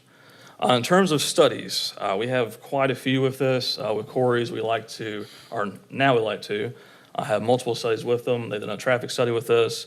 One of the things with the traffic study, their plan is to not bring anything additional onto Columbia Road. They're going to be taking the overburden that's currently on the site and bringing it to the site here, as well, to the site to the south. So again, nothing is going to change the traffic. It should actually be a little bit better. If the zone does not get approved, we're looking at about 40,000 trucks that'll be on the road in the next 3 or 4 years. The other thing too with this is we've got the blasting, vibration, air pressure overview study. You can confirm compliance to all the state of Georgia established ground vibration requirements, noise impact assessments, air quality, environmental impact assessment, wetlands and aquatic resources, threatened and endangered species habitat assessment, cultural resource review, and well water survey. We concur with all the studies that have been presented with this request. Again, quarries are a little odd from a land use standpoint. It's one that they're going to be located where the rock is. That's what it boils down to. You can't just put a quarry wherever you please. They have to go where the rock is itself. It's not like a commercial building. I can go build it somewhere. I can bring what I'm selling to it. People can come to it and do their thing. They're a little different. So a lot of times you don't really have a character area or anything like that says, yeah, this is where all the quarries are going to go. So what you're looking at is how do you mitigate the risk and potential issues for adjacent properties. With this, again, we have large buffers, we have berms with this. They've done their studies. Again, the thing with studies, as I've kind of said in the staff recommendation, if they don't do things correctly, then yeah, it could be a problem. But it's one of those you have to understand that that's always a risk with this. In terms of, you can go to the next slide here. Again, in terms of how they're doing everything, you see the berms here, gives you an idea of the heights we're looking at. Should be not visible to adjacent properties. There is some concern to the east with Clarey. It is one that there is a potential that there could be some visibility, but again, you have a large area that's undisturbed with both wetlands and also on other properties within Clarey. So it should be fairly well buffered in that. This shows a berm rendering showing you what it looks like on Highfield Drive, with and without. Again, the 30-foot berm there provides a significant separation from the property itself. Also on Anderson Road, again, showing the house there and then how it would look with the berm and the property line, 200-foot separation between the two, or 400-foot separation total between the two. Also in 5836 Anderson, again, similar thing with this. And then also at 2050 Rock Hill Lane, it's a little different than the other ones, but again, it still works from these renderings. In terms of future land use, this is in medium density residential. We talked about that a couple of times tonight. Again, this is not single family. It does not meet the intent, I will say. However, to the north here, there is the technology and industrial character area, which does include the quarry. This basically is an expansion of that basically an expansion of the existing quarry into this area. Also, there is no access to this property from anything that's done within medium density residential. So staff is comfortable taking that character area and extending it to the south. Lastly, we do have a condition with this, no access to this side from Anderson Road or Highfield Drive. Again, they already show an undisturbed buffer. We just want to be very clear that there will be nothing going onto this property from those two roads. That includes staff recommendation. Thank you, Will. So Will, the overburden, Yeah, it's basically dirt and debris that was removed yeah, previously for the existing dig, and they've got to have somewhere to put it. that's correct. And eventually, when they finish digging their hole, they say 10 to 15 years, that's when they'll start taking the rock out of the next phase. That is correct. Okay, with the owners, Robert Brown or Holly Brown or Paul Duckworth, or applicant of the Vulcan Construction Materials LLC would like to come forward. And state your name and address for the record, please. Good evening, Lolita Jackson, 300 Colonial Center Parkway, Roswell, Georgia, 30076. Thank you so much. Let me first say thank you for the opportunity to review our application with you tonight. I serve as the Manager of Community and Government Relations for Vulcan, and I'm joined tonight by a number of team members who are available to answer any questions that you may have. I'm also joined by Chad Bell, our Vice President of Operations for our South Division, which includes our Augusta Quarry. Rusty Friendly, which I'm sure many of you know, our area manager, sends his regrets. He could not be here tonight, but I'm sure he's reached out to you about this exciting project over the past year or so. I like to briefly share a little bit with you about Vulcan Materials Company before I hand it over to Chad Bell to walk you through the application. Vulcan started way back in 1907 in Birmingham, Alabama, and has grown into one of the nation's most important providers of granite and other construction aggregate to help communities like Columbia County maintain their way of life. Each and every individual uses about 18,000 pounds of rock annually. So it is vital that communities have a good local source of aggregate, and Vulcan is proud to be that partner with you. And so a little bit about the significant projects that we've done in this community include the Evans. We've provided material for the Evans and Lakeside High School renovations project. We were very instrumental in recovery efforts after Hurricane Helene. Over the past 3 years, we've contributed upwards of $30,000 in cash donations to local organizations and programs, and more than 600 tons of materials donated to programs in the area and organizations in the area as well. We are members of the Columbia County Chamber of Commerce, and we are proud partners with Columbia Virtual Academy. We support Columbia County schools and various nonprofit initiatives in the community, such as the Boys and Girls Clubs of Greater Augusta, as well as the Scouts, the Girl Scouts, the Boy Scouts. We are proud of the fact that we host dozens of school field trips each on our site throughout the year, and we annually volunteer with the MLK Volunteer Day. I mentioned Hurricane Helene. During that time after the hurricane, we also donated $10,000 in cash to local food bank and helped provided resources for the Concerned Women program in Grovetown. So we appreciate all the support the community has given us, and we look forward to a continued positive relationship as we enter the next decade in this community. Again, thank you for volunteering your service on this commission. Thank you for your time. And now I'd like to turn it over to Chad so he can share some highlights with you about our application. Thank you. Thank you.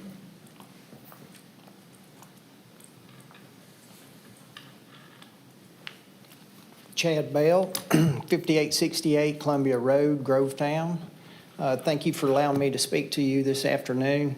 The application before you is a request to rezone a parcel of property that we feel is integral to our long-range plans, as well as an important parcel for enhanced buffering of our quarry and future residential developments. If I may, I would like to quickly remind you of the intense regulations that we must adhere to on an annual basis. As you probably are aware, we are permitted by the state to operate this quarry, and that includes air monitoring, water quality monitoring, erosion and sediment control plans, as well as a very stringent employee safety protocols. Our industry truly is one of the most heavily regulated industries in the country. As a result, we receive numerous inspections throughout the course of a year, including state EPD air and water quality divisions, MSHA, and others. If I could brag for a moment, the Augusta Quarry has a tremendous record of compliance and a strong safety record. This matters to us because at Vulcan, we focus every day on doing the right thing, the right way, at the right time. That is the Vulcan way. This matters to you because if we are operating as required by law, our employees are safe.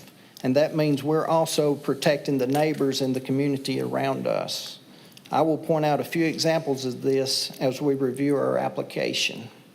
As I walk you quickly through some aspects of our application, I would first like to commend the staff for their very thorough and thoughtful review of our application. They did a very good job of pointing out the specifics of our request, and we appreciate their recommendation to you that you recommend approval to the County Commission. Here are the reasons we feel our application is worthy of approval. First, enhanced buffering and traffic reduction. The primary use of this new parcel of land will be for overburden storage. As we prepare areas of our property to be mined, there is a good bit of soil and some rock fragments that need to be moved to provide access to active mining areas. The soil and loose rocks are what we refer to as overburden. We will first use these materials to build berms around the perimeter of the site to provide additional privacy from our operations for the surrounding neighbors. These berms will be roughly 30 feet high, seeded, planted with trees to enhance the appeal from outside of our facility. If this application is not approved, we will still need to remove this dirt from our operation by trucking it from our site to another off-site location. Approving this plan will eliminate the need for us to send additional 40,000 truck trips in the next several years on nearby roads. This information is detailed in our traffic impact assessment included in our application. Secondly, our long-term economic and operational stability. As the mining operation continues for years to come, the rezoning allows us to move southward from our current operational area and remain within our tree-planted berms, providing as much distance as possible from our neighbors. This will allow the quarry to continue providing materials for the vital infrastructure projects in Columbia County for the next several decades. This production allows us to continue to provide good-paying jobs to approximately 30 people and to continue to provide a local direct economic impact to the community of over $38 million annually. You can find more information in the economic impact. In closing, we feel like our request is very simple. This quarry will be here for a long time and will be a proud partner with the community for the decades to come. However, we're presented with an opportunity here tonight to make our long-range plans even better. By granting this rezoning application, we will enhance the privacy of our operations for our neighbors. We will continue a safe and orderly development of our mining operation, and then we'll make the streets in our community safer by eliminating the need for over 40,000 truck trips in the years ahead. I want to thank each and every one of you for allowing me to speak tonight and your attention. I and the Vulcan team are here to answer any questions you may have about our application. Thank you. I got a question. Do you remember when it opened? I know you probably don't remember, but what year did that rock quarry open on Columbia Road? 1977. Okay. Thank you. Thank you. Any other member of the audience would like to come forward and speak?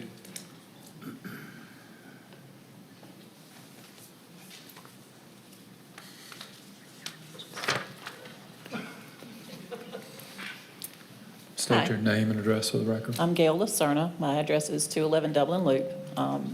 And as I mentioned earlier, when we were speaking about the other project, this project is adjacent to my property. If you look at the map that's there, where that point goes up on the northeast, just to the east of that is where that other development is. You can draw on the screen. Oh, I can. This is where the new development is going to be, and my house sits right here. I can tell you that I read through the entire proposal that Vulcan prepared, and I commend it. It was very well done, very detailed, and had a lot of information. What my concerns mainly are around the loss of the trees and how that might impact although there were a lot of environmental impact studies that were done with theirs, when you combine that with the other new neighborhood and all of the trees going, is that going to change things at all? And I don't know whether that can be done together. My other concern has to do with noise. The current mining operation that's happening up here, I will tell you, it's about 6:30 Monday morning, laying in my bed, I could hear stuff happening at the quarry. I could hear trucks, the beep, beep, beep, beep, beep of the trucks moving around. I could hear, I don't know whether they're rock crushers or something, there's a machine that runs that I can hear laying in my bed at 6:30 in the morning. There, a few times a week, or not a few times a week, a few times a month, there will be an explosion, a blast that is strong enough to shake my house. And I know those are just parts of the quarry, and that's one thing, but when I lose all of these tree buffers, is the noise going to get more?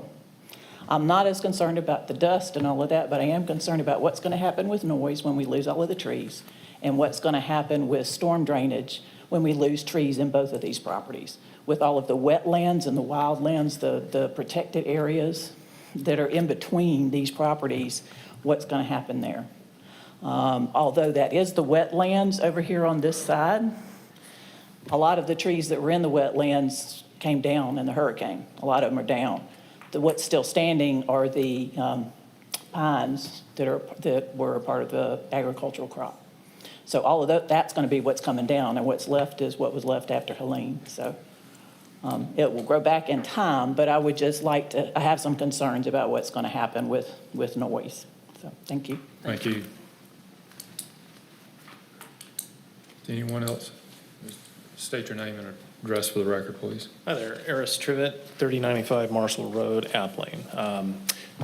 I come before you to let you know that I'm a former resident of Anderson Farms. I used to live right off of Highfield Drive. I also used to be the former HOA president of Anderson Farms. In my experience with Vulcan Materials, they've always been very professional. They've always addressed any concerns that we've had, and from my opinion, they've always been good stewards of the land around us. This particular proposal, I'm very much in favor of, because I think it would also help abate any additional noises that are going to come from this, and definitely reduce the amount of traffic that's traversing Columbia Road. That, between rock chips on windshields and everything else, anything to reduce that, I'm very much in favor of. So, thank you. Thank you. Anyone else? Come forward, state your name and address for the record, please. Hi, my name is Nicole Demchek. I live at 4082 Highfield Drive. I am on the same page as Eris. I think Vulcan deserves the expansion, and they are good neighbors, good stewards. We were one of the first houses in that neighborhood. Moving to Anderson Farms, we were advised by DeFore Realty and our builder, First Choice, that we would back up to a quarry, so there was no surprises. There are active blasts. We were advised that at the time of purchase. We were told that if we have any questions, we can always call Vulcan. They'll give you a blast schedule. They send out emails to let you know the blast schedule. They also have the sirens and let you know when the blasts are going to be happening. For the most part, I work from home, and the blasts are not that often, and they are very few and in between. So I just think they're a Fortune 500 company, so they have done the legwork. They do know, and they put in the hard work and did the research. So I don't think they would steer us in the wrong way. So. Okay, thank you.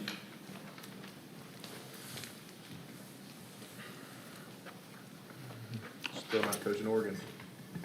Good evening. My name is Dan Lanning, 825 Rolling Brook Lane.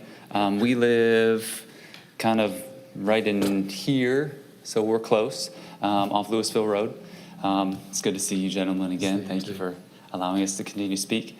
I'd like to just speak a minute to Vulcan about them. They've had 2 meet and greets for the neighbors over the past few months, one in February, one in April. They brought a number of these people to those meet and greets. We had an opportunity to speak with an environmentalist, people who work on the site. Any questions that we wanted to ask, we could ask. We asked about wells, we asked about noise, debris, dust, all kinds of things. Very transparent company. They've been good neighbors. We've lived in our home for almost 9 years now. Honestly, when we moved in, didn't even know there's a quarry there until we lived there a while, and then we started hearing these rumblings. We're like, what's going on? We didn't do our legwork. We just liked the land, but they've been great neighbors. We have no complaints. Kevin actually gave us a tour for my whole family, about a 2-hour tour. He drove us all the way down to the bottom of the quarry, talked to everything. My daughter's ninth grade. It's awesome. It's actually, it almost doesn't even feel like Columbia County. It feels like you're on a different planet almost. But my 9th grade daughter actually wrote her research paper on granite rock because of it for this year. You know, obviously we would always like that nothing changes, but change does happen and growth happens. We think this is a good growth development. We also pay attention to the traffic and the alternative of putting 40,000 cars on the road over the next couple years.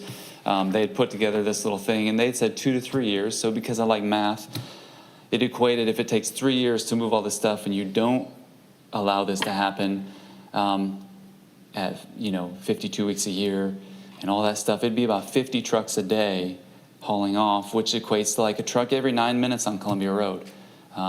That's a lot of rock. And I mean, we've had a couple windshields get replaced because of rock on the road, and you probably have 2, Ryan. Just had one last week, actually. They were able to fix it, but that's a huge thing for us to keep vehicles off the road. As we know, Baker Place is an issue with traffic. So providing Columbia County with a little more safety is a great thing. We as neighbors, I have a lot of neighbors that weren't able to be here tonight on Rock Hill and Rolling Brook. Most of us are pretty much in favor of something like this happening. So thank you for your time and participation with this. Mr. Lanning, I'd like Yes, sir. to thank you for coming up to support something. Right? It's kind of change of pace for us. Feels kind of isn't it? good to be on this side. Change of pace.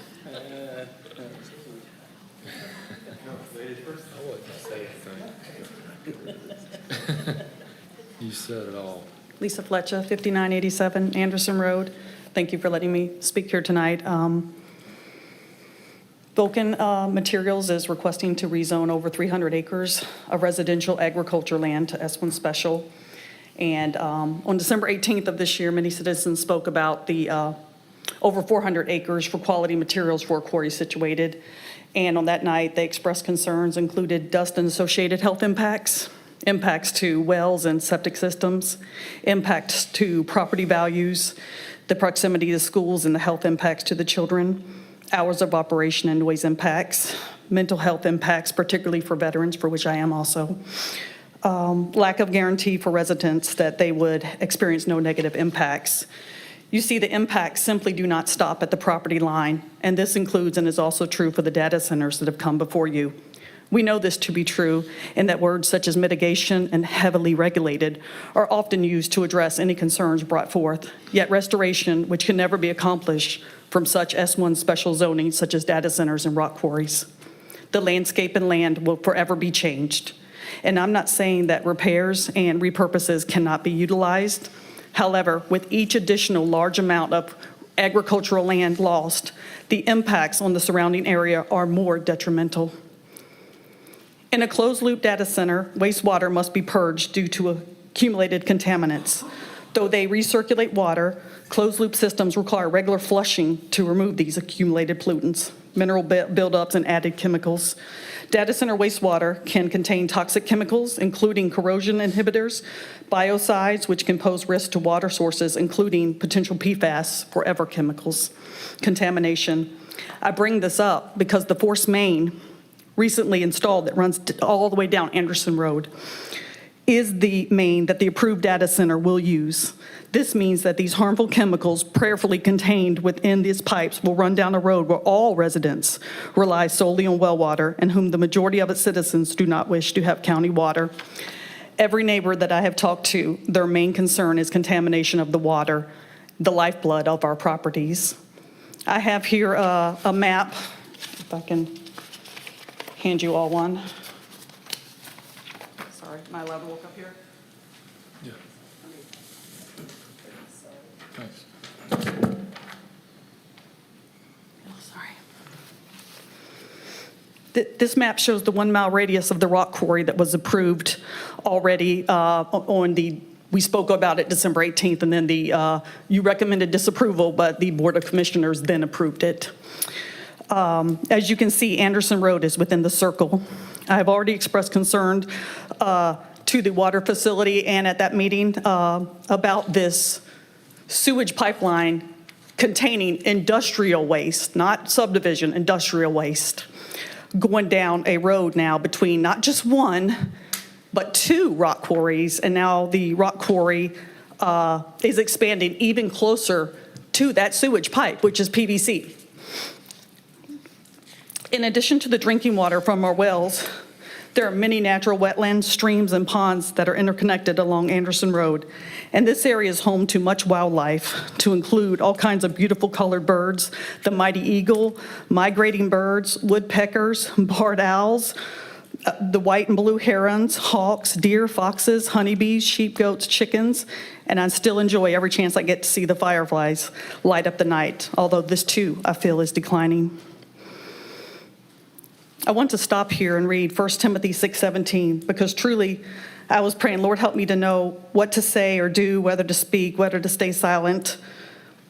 Everyone says there's nothing we can do to stop it, and once public notice is given, it's already a done deal, and that's, in a lot of ways, that sounds true to me. That feels true to me from my experience here. Anyway, that day I was praying, I thought about the principalities, and it made me want to write something down. So I reached into a drawer and grabbed a piece of paper. And on that piece of paper were the words, leaning on the everlasting arms, in 1 Timothy 6:17. So I quickly pulled the verse up and read it, and I do believe in some ways it was an answer to me.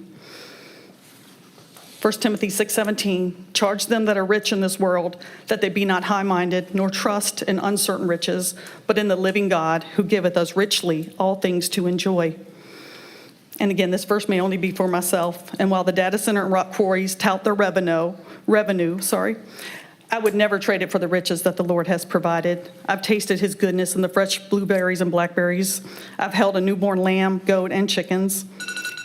And one time, if I may, could I continue? I'm very close to the end. Yes, go ahead. Thank you. Thank you for that respect. Only one time, and I long to see it again, there was an evening that hundreds of fireflies lit up the hillside, and I've never forgotten how breathtaking and glorious that was.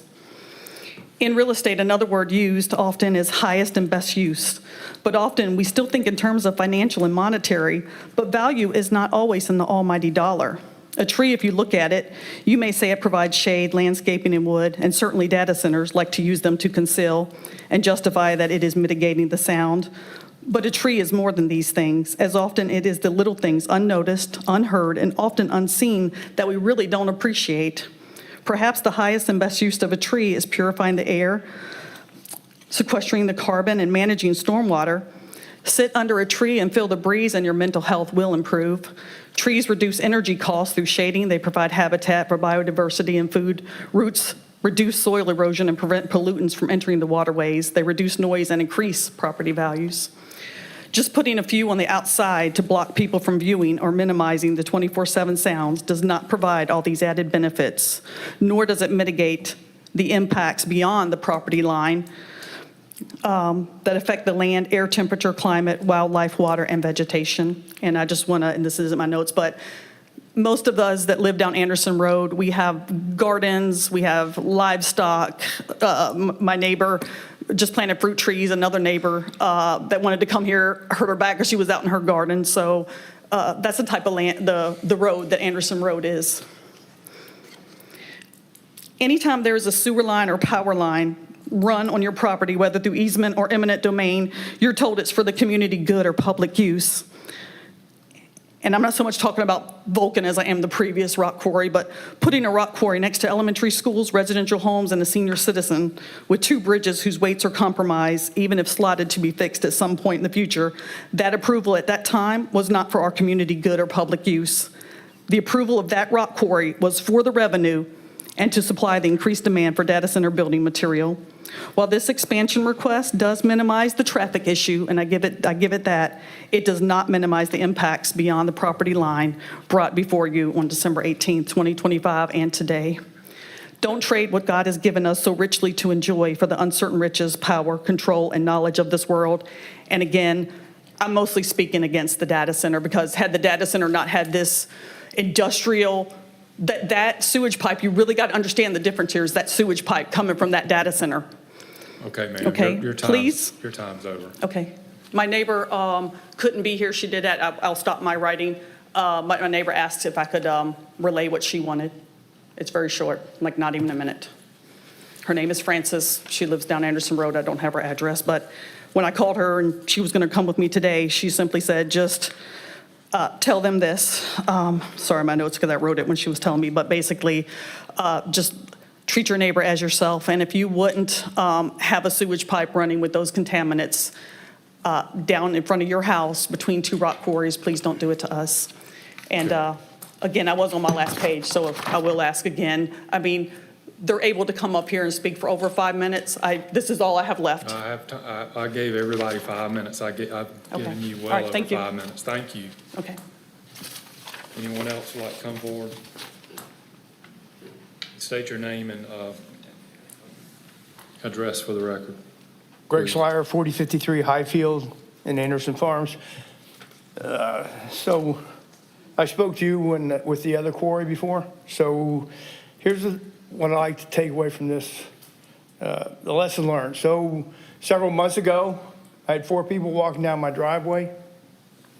They're sitting right here, all right? Talk about, when you run in, you hear people discuss transparency and what the issues with transparency. This team right here is the epitome of transparency. They came down, approached me. I've met a couple of them before, Kevin, the plant manager. As people have said, good neighbor. But my point is transparency. They've been transparent with everything. They came and spoke throughout our neighborhood, showed us all these diagrams. They had 2 meet and greets where people would come and ask different questions. They had experts in all the fields there. My point being, the way they presented this is a way that we need to present all the controversial issues that go on here. Fully transparent, outreach, group meetings, things of that sort, to keep people informed. And I just think that Vulcan has set the standard, and I think Columbia County ought to take that, note that, and use that in the future. That's all I have to say. Thank you. Thank you.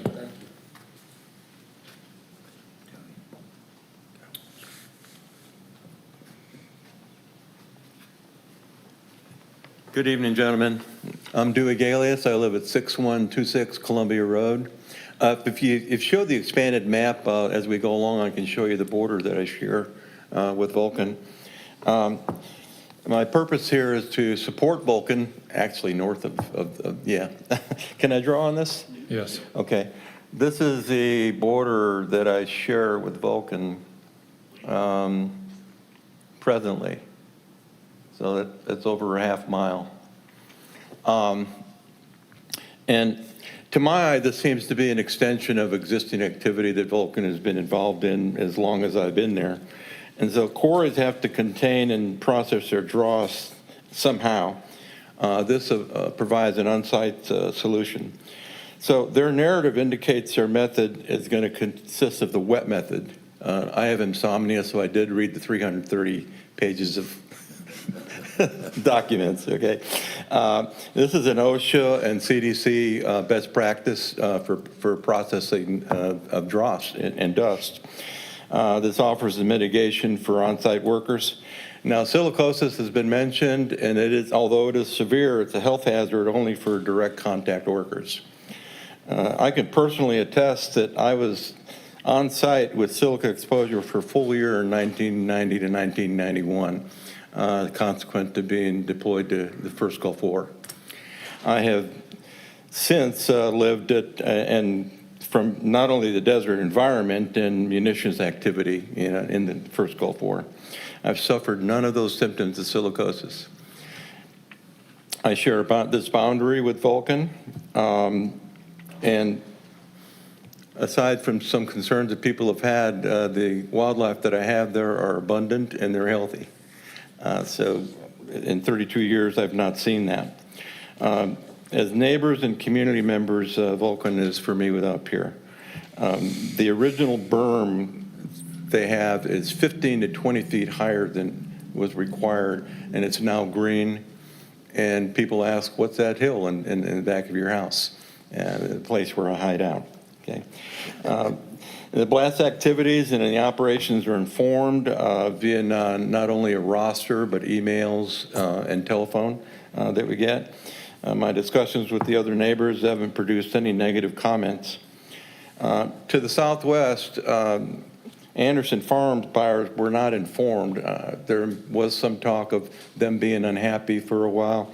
They were not informed of the blast activity that was going to occur before they moved into Anderson Farms. Although someone stood here hand to heaven and said that that would be done. But Vulcan didn't let that deter them. They dealt with those people, they worked with them, they adjusted their blast components and their timings.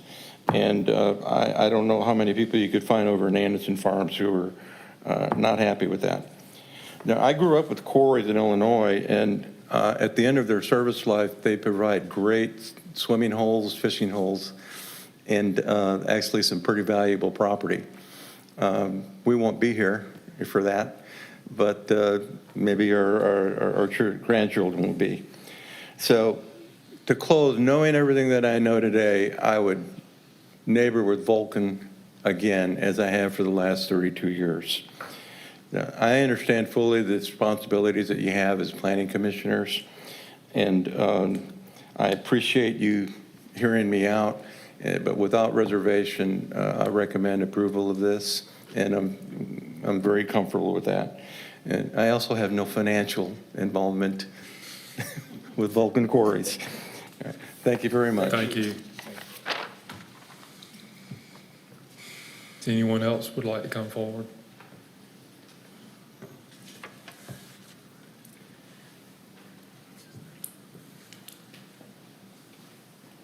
My name is Robert Laconis, 739 Bancroft Drive. I know there's some angst from the people in Kalari of this being so close. And I mentioned I'm an architect, so contour lines, it's not my area. But if someone is with the quarry or the developer that could explain kind of a section, I think this is the Dublin, what's the view going to be from Dublin Loop, basically? And you got to keep in mind that part of that is a grade going up. So I don't know whether The wetlands is the bottom of the bowl, and then the overburden area, which is going up to 480 or 460, some number, I can't read it, it's too small. What's going to be seen? I think the neighbors would like to know that.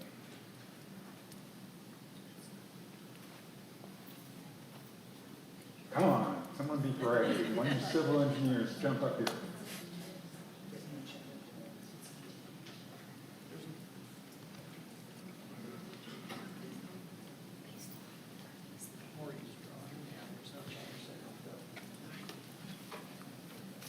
Good evening, Commissioners. My name is Cheryl DeCrenza. I'm with Vulcan Materials. So we had extensive line of sight and renderings done from different vantage points to Right. help us understand, because we recognize that there would be concerns from folks from different locations. And from what I recall and from the work that we've had done, there would be no change of view from that particular location. Okay, great. Thank you. I get, So that's why there was no section cut through there. is there gonna be a burn there? Will there be I mean, I see where you got it going along this line and that line, but will there be, where he's done drawn a line, so is the line of sight's higher there? Or would it need a berm there? There's I'm no asking. berm there because of the wetland. Yeah, the wetlands, you've got Little Keokee Creek that winds through there. And then on the Okay. backside, we'll have ponds, and so, the trees and Sounds the like there's no vegetation change. from that side will maintain that buffer. Yeah. Okay, All right, thank you. Yes, sir.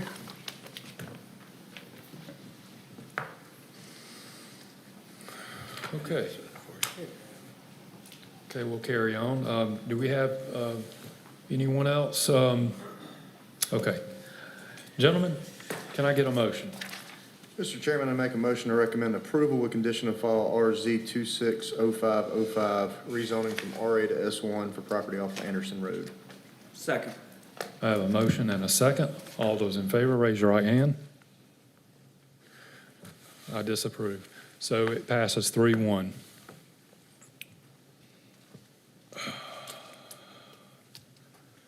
We have no legal matters this evening. Not tonight. Have no staff or commissioner comments. No more public comments or participation. Can I get a motion, gentlemen, to adjourn? Mr. Chairman, motion to adjourn. Second. Motion to adjourn. All in favor, raise your right hand. We're adjourned.